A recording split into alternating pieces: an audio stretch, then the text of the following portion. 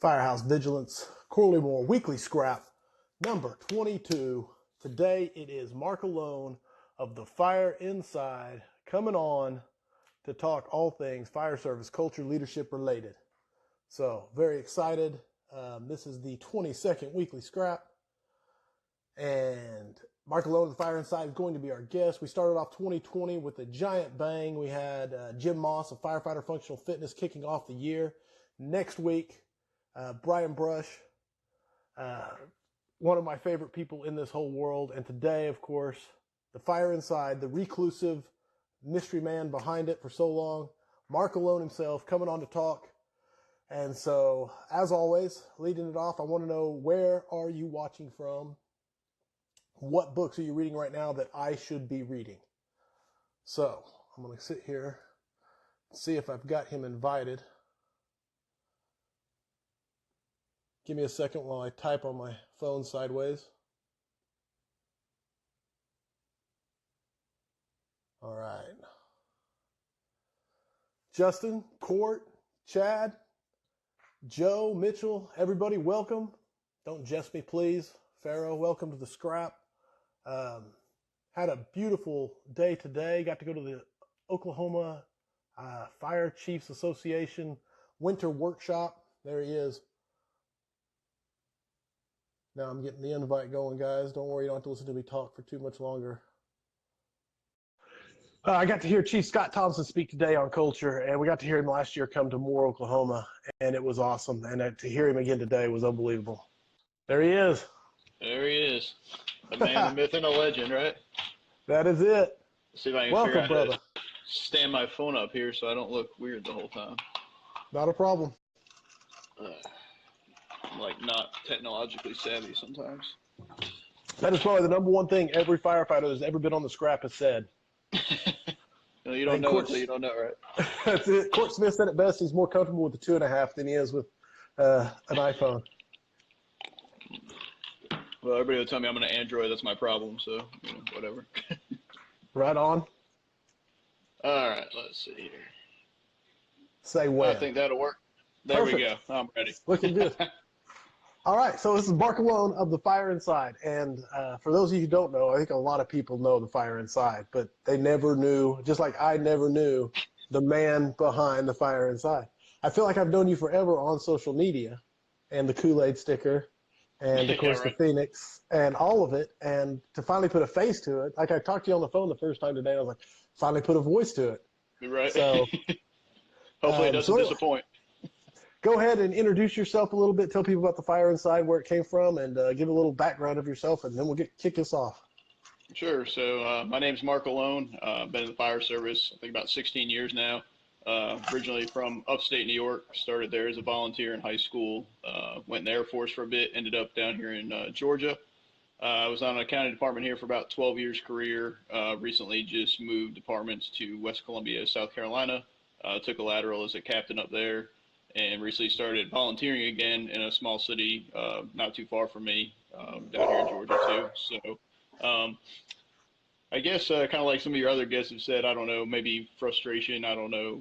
But the page just kind of started as an outlet for me. Sure. I think there's a lot of people that are not necessarily in bad cultures, but maybe just in situations to where they kind of feel trapped in the fire service these days. I don't really know why. It's just people they just seem to be upset with things. Maybe not as much control as they want to have. But I was in a pretty bad place with myself, and a lot of it was personal stuff with me. And I actually met Jared Sergi through his page, Trial by Fire, who you've had on before. And, me and him, it's just kind of one of them. You ever meet those people where you kind of feel like you've been friends, for your entire life, that kind of thing. So we got talking, and he kind of said, hey, I really dig your ideas. You kind of have a different outlook. You should start your own thing. So I sat down and on a whim I started it, and I thought maybe, this will last for like a month or something. I'll get the vent, nobody will follow it, and I'll move on to the next thing. And it just kind of spawned into this kind of community, I like to call it, like-minded people just kind of sharing ideas. And so I was pretty low key about it. I was kind of hesitant. I didn't want to get in trouble at work, because I'm very opinionated, and I say some things that don't necessarily go with the typical department dialogue sometimes. So I was pretty low key, but as it evolved, I had some opportunities to teach and travel and present at, some of these bigger conferences and stuff. And I said, it's kind of a disservice to people who are willing to, in many cases pay me to come out or at least cover my travel fees to come speak, to be hidden in silence kind of like that. So as I took this new opportunity, new job, I kind of took it as an opportunity to kind of come out of my shell a little and do some things like this and just kind of put my face with it and kind of own it a little bit more, kind of, swallow your own advice sort of thing. Right. So, right. That's the hardest part sometimes. Yep. So it just kind of evolved, and like I said, it started as a couple of posts, and then it was stickers, and it was conferences, and now it's T-shirts and coins, and obviously the Kool-Aid Man and stuff like that. So it's been a fun ride. I've met just a ton of outstanding people. I probably wouldn't have had the opportunity to meet without it. So I'm very thankful for that. My actual first exposure to the Fire Inside was my driver got this was a few years ago, one of the Kool-Aid stickers, and put it on our forcible entry prop, stuck it right up on there. And nice. I didn't know where it came from or anything, didn't know what it was about or anything. So that was one of my first exposures to it. But it sticks with you.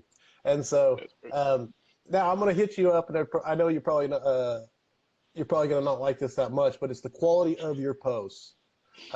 Literally, a training officer in a department, if he's pressed for time or needs a topic to talk about, he can literally go to your page, pull up the latest post of that you wrote, and boom, there's something for him to discuss and everything he needs. I mean, they are thorough, they are high quality, they're not just thrown together. And how do you manage to keep the quality of it up so high? And so that's the most impressive thing. That's the main question I get from everybody, and I guess part of it's genetic. So I tell everybody, my dad was in the Army forever, but he took a break. He was enlisted, went back in as a warrant officer, but in between he was an English teacher. So I thoroughly believe that some of it is just growing up with an English teacher, and I've just always been good at writing. I joke around. I wish I was as good as firefighting because I'm writing. I probably write about it better than I actually perform, to be honest with you. But yeah, I don't know. I have ideas in my head, I guess, and people kind of mistake it a lot of the times. They think it's like, oh, you're battling this or battling that, or you're calling this person or that person out, and a lot of the time it's just like it's things that I've thought about in my head, or things that I have tried and failed at, or even just experiences I had where I'm like, I wish this had gone differently. It's not good or bad. It's just my kind of take on situations, and then that was kind of the beginning, and then as it's gotten bigger, I've tried to evolve it more into a broader sense of things that kind of relates to everybody, whether you're happy, you're sad, you're somewhere in the middle, you're kind of up and down.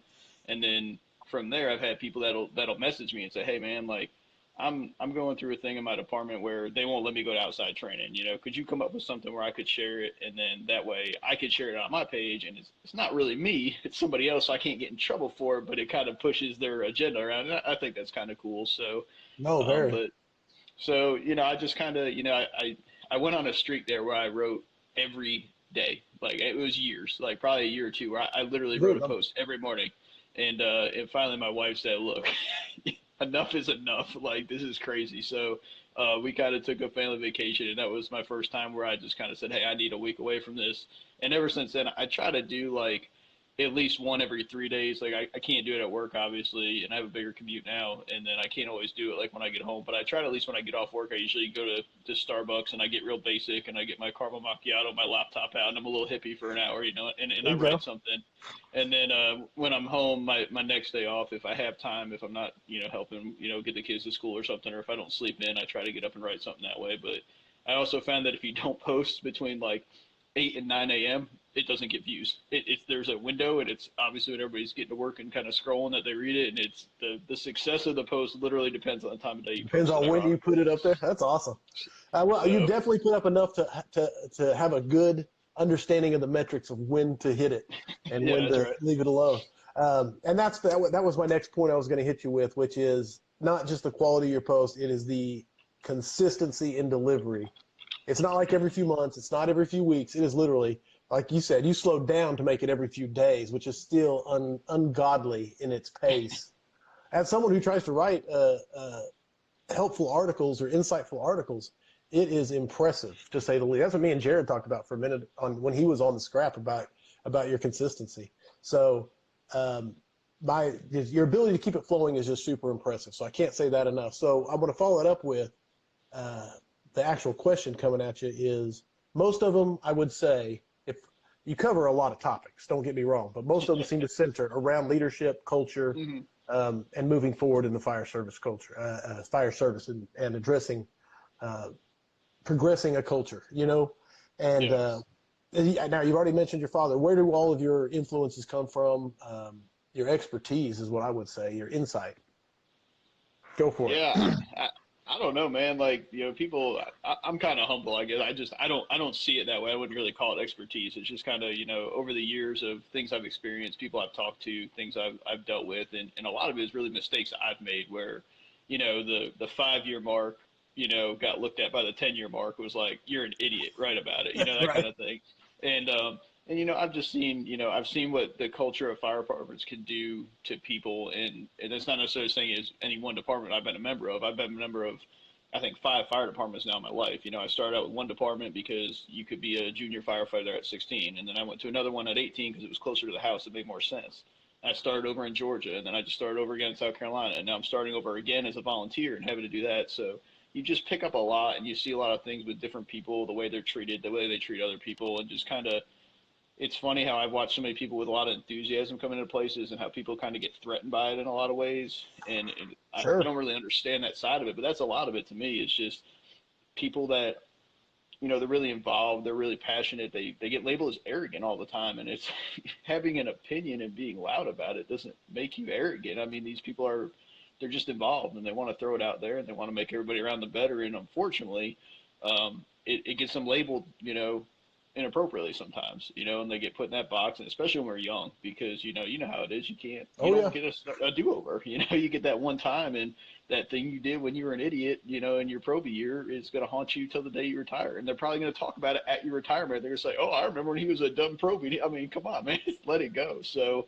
you know, I would really call it expertise. It's just a lot of being observant, I guess, and then, you know, I don't know. I'm not going to say I'm an innovator by any means because I know I'm not. You know, I try to read a lot. I listen to a lot of podcasts. I try to read books, follow, you know, all the big guys, all the people that have been there and done it before. But some of it's just generic. Some of it's just things that I'll be driving down the road one day and it's like, man, what if you made chief one day and you did this? Or what if Right. you took this different approach with this guy? Or, you know, it's just, I don't know. That's how my brain's wired, I guess. So, I found early on that I would think about these great things, and it would be some inopportune time. Like I say, you're driving down the road, you're in the shower, you're cutting the grass, and you're like, oh, I've got it, the next best thing. By the time you sit down to write it, it's gone. So Right. maybe that's early onset dementia, maybe that's just, you know, ADD, I don't know. But so what I do now is I kind of try to make notes in my phone, and then when I need a Yeah. topic, when nothing's flowing in my head, I go back to my phone, and I'm, okay, well, 30 days ago, I thought this was important. Let me see if I can elaborate it today. And some days that works out, and some days I sit here with writer's block, hitting the delete button 80 times, and I'm just like, oh, screw it. Good thing I wrote this one a month ago. I could just kind of, you know, adapt Right. it to today. So that's kind of how the process is for me. I don't know. I don't really know if there's a good way No, to it describe sounds, it. that sounds like a chaos up here. And I'm Yeah, very that's what it familiar feels with like. that. And because I have in my Google Drive on my phone, I have a list of topics that Yeah. whenever I'm listening to, I'll hear a podcast. I'm like, that is a great point. I really could embellish on that. And I go to my phone and I put it in there and I'll put some note that'll be like, it'll be something at the time that's really relevant. But then Yep. a few weeks later, I'll go look at it and go, what did I mean by keep it simple? You Yeah, know, or you have no whatever. clue. Right. Or And it's I've spelled, lost, you wrote it in completely a hurry and lost. it's spelled with weird words that don't even form words anymore. And you're like, oh, what the heck was that? It's hieroglyphics at this point. Probably lost more wisdom that I could have passed on than I've actually passed on. Uh, yeah, I would say mostly centered on leadership and culture. What has been your most controversial or most impactful post article? Yeah. Uh, I what think do you think? What's your? the most I should say. Start with what's your favorite one. oh crap. Uh, I had one years ago, I think, that had Kentland's hose bed in it, and it was just the way the picture went. It was just like, I think it was like those who can't, or those who can are the envy of those who can't, sort of thing. And just, you know, I just kind of like that message. Like, you know, the ones that are going to hate you the most are the ones that can't do what you are doing or trying to do. They would never have the courage to go do it, kind of thing, you know. And I think that hits home for a lot of people that get they get ridiculed. And I'm not even talking about people that, I subscribe to their beliefs. Everybody has an agenda, everybody has an opinion. And for every person trying to progress the department, there's a guy that's been there 30 years that's trying to hold on to that small scrap of tradition they're trying to peel away from. And he's in the same battle as a new guy that's just trying to get acceptance, and I think that kind of relates to everybody. So that's probably my favorite one. I think I really dug that one. And I know the whole PG Kentland thing gets a little crazy for some people as far as debate, but man, they got a pretty hose bed. There's no denying that. If you don't like a pretty hose bed, you're in the wrong business, No doubt, no doubt. And there's something just satisfying about seeing a beautiful hose bed. There's something that actually bothers your soul when you see a sloppy hose bed. It's that OCD, right? Yes, it's something. It's like, but yes.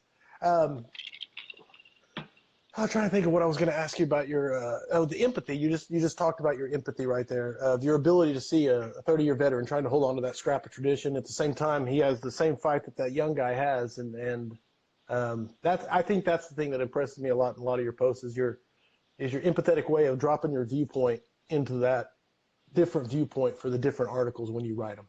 So it's just very impressive. Have you ever? I don't know if you've read Jason Hobbleman's his small book, not his big one, the small one, No Exceptions Leadership. I think it's on my rack. I think it's on my rack of the long list of things I haven't gotten to yet, unfortunately. So it is his. He basically took everything he posted online and made a quick book of it and put it out there. And it's a great little, cool. Quick read. So have you ever thought about taking this mountain of written words that you put down and putting them out as a book? I have and I haven't. Somebody mentioned it a while back, and I'd actually sat down. I think I actually came up with I went to the point of having chapters, and then I got back in school, and I was like, I write too much on a weekly basis. I don't even want to think about writing a book. But I've thought about doing that. Jim McCormack, who does the Fire Department Training Network, we talk from time to time. He's been a big mentor for me. He's mentioned that he has plans to maybe take some of the better ones that resonate with him and put them in one of his small books that he puts out, which would be really cool if he did that. Not to put him on the spot or anything. Get back to him. Hey, you told this kid this. Hey, Jim. Yeah, right. Right there, the fire inside just blew up, right? So, but yeah, I don't know. Maybe someday. I still struggle with the whole, I don't know if it's confident. Nobody would read it. That's how I look at it, right? But then I know there's 1,000 other people that say, hey, a bunch of people would read it. So I feel like it's one of those things. If the time is right, maybe so. And right now I just kind of enjoy putting thoughts down, one morning at a time and going and traveling and getting the opportunity to speak. I really enjoy doing that. So that's kind of what I'm focused on for now. And once school is over here soon, at the end of this quarter, I might reconsider that where I won't be writing every day as much as I am now. So I'll have to fill that gap with something. So I will tell you this, I would buy it in a heartbeat because I love your posts. So, and to have an anthology, a collection of them would be, and something, I'm a big highlighter. I love highlighting. Yes. And so, I have my system where I have 2 different colors so that I can keep my thoughts separate as I go through. And so I would love to have that to do. And so without printing them out myself and putting in the work, just have the book, and then I'd get a signed copy. So, I always ask this of everybody. Do you have a book that you would suggest for firefighters to read? Yes, I kind of have 2, and it's kind of like everything else I do. I kind of break it up into, there's different needs for different people, right? The 30-year guy doesn't need to read the thing the first-year guy needs to read. So the first, it's kind of a series, I guess, in a way that I'll throw out is the Pass It On series that, the author, I can't. I see the cover Lasky, with the big mustache. Is it Lasky? No, it's the man. I get them all mixed up. Hold on, I got the internet. Yeah, get the Google out, right?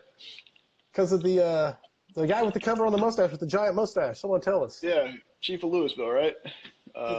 No, that is Lasky. Lasky's Pride and Ownership. Hold on, I'll pass it on. That's right. I get there's Lasky's. They're all different. I get them all mixed up. Billy Goldfender. Yeah, I get him, Lasky, and Salka all in the one big thing for some reason. I can't keep their names straight, but yeah. So there's the original Pass It On, then there's Pass It On, the Second Alarm, and I feel like for the newer firefighter or somebody that's maybe kind of reinventing themselves, at a new department or something, just kind of those reminders of, hey, this is all the good advice you have from these guys that have been in the fire service for more years than you've been alive. So take their advice and follow it. And I found I got the first one. one, I think I was about 7 or 8 years in, and I just found so many, one, validating things of like, hey, this thing that you're on that you're being told you're wrong about is right. And then two, Right. just like, I never would have thought this would have such a big impact. I need to change how I'm doing it. So that would be my first one. And then I think for everybody, I love the book 3,000 Degrees. And I know it's kind of getting older now, but it's the story of the Worcester Cold Storage Fire. And for Okay. me, it's personal to me in a lot of ways. I grew up in the Northeast for one, but that was the first project I ever did in college, for a fire class, was a report on that fire. And you just kind of read, the story of this fire. And it starts out where this chief is talking about he watched that building every day when he drove to work. And everybody has that building in their area that they just like, please, not that building, and that was his one. That was the one he feared the most. And then obviously it caught on fire and it was horrible. So I think, one, everybody can relate to that. And then two, this chief, he's basically forced to bar the doors with his arms to prevent firefighters from continuing to go in. And I think as I have developed, and now that I'm starting to try to shift to kind of hopefully be a battalion chief one day, and kind of being able to ride and do that mentality of like, I think it makes you understand the gravity of what these chiefs have on their shoulders. And we're real bad as firefighters and line officers of just, oh, he's the friggin' chief. He stands out there with a radio. I don't think people understand exactly what these chiefs go through. So I think it's a good perspective for everybody. It's a story of heroism. It's a story of firefighters, and so 3,000 Degrees, I think everybody should read that one. That's awesome. I didn't know the book. I don't know the book, so I'm going to have to put it on my list Yeah, to it's a put it great on the one. pile of to read. And Right. so the Leary Foundation just put out that 6-part YouTube series on it, and I've been watching those as they came out. They came out every week, and that was really good. And so I didn't know a lot about it before then, other than you always, those stories you always hear about. You know what I'm Yep. saying? So um, advice to young firefighters trying to make an impact at their fire department. Put you on the spot for some advice for them, and go. uh, Pace yourself. And I don't mean that to be the old crusty, slow down kid thing. I just mean don't take on so many things at once. Worry about being a good firefighter first. And I went through this, and I see this with a lot of the development programs now. We are so focused on leadership from the day they walk in the firehouse to the day they walk out. And like, one of the classes that I'm working on and revamping is, those first 5 years, before these guys promote, it's so critical they learn to be firefighters first. And most of my deficiencies, most of the things I'm not confident about are because I wasn't focused on that when I should have been. I was focused on promoting and getting classes and certificates and all this BS that they tell you is going to make a difference. When in reality, your ability to force a door, your ability to move a hose line, to conduct a search, conduct a VES, that's what's really going to matter. So Those learn how to fundamentals. do that first. Yeah, learn how to do the basics first. You got your whole life to take Fire 1 and Fire 2. If you want to do that one day, you need a degree. Start now with the degree thing because it takes a while and it gets much more expensive as you get older and you have bills. But just be a firefighter and enjoy being a firefighter. Don't let people rush you out of that, that backwards facing seat. The front seat is fun. I love the front seat, but guess what? It comes with headaches and problems and challenges. So get good at the back seat first before you aspire to be somewhere else, and it'll pay dividends. You may not see it now, but later in your career, you'll appreciate that you were a good firefighter first, and so will the people that work for you. Oh, that's awesome. That is awesome. I call back to your thing on the chief and the Worcester fire, which is I always tell people I was the best person writing backwards because I always knew the answer to every problem because I had no responsibility. Oh, You know, yeah. I knew everything to do. Like, let's get off this scene. Let's go back to the station. I mean, let's leave this. Whatever it was, I knew the answer. And then you go to that driver's position and you're like, and you do stuff. You find yourself doing stuff. So it's like, I said I would never do this, but now I find myself doing it because now I understand. And then you move over to the other seat and you're like, every time it's a shift in perspective that you just did not understand until you got there. And so I love that advice about be a firefighter first, concentrate on those fundamentals. So that is awesome. Like they tell you, you'll turn into your parents, right? It's kind of the same thing. You'll turn into those chiefs and officers that you ran your mouth about, and I turned into Chief so and so. I swore I would never do that. Now I understand why they did that. Yep. Yep. So what else do you got going on? I know you teach classes. What else you got going on? How can people contact you if they want to see you speak or give us your contact info, how to get in touch with you, what you got coming up?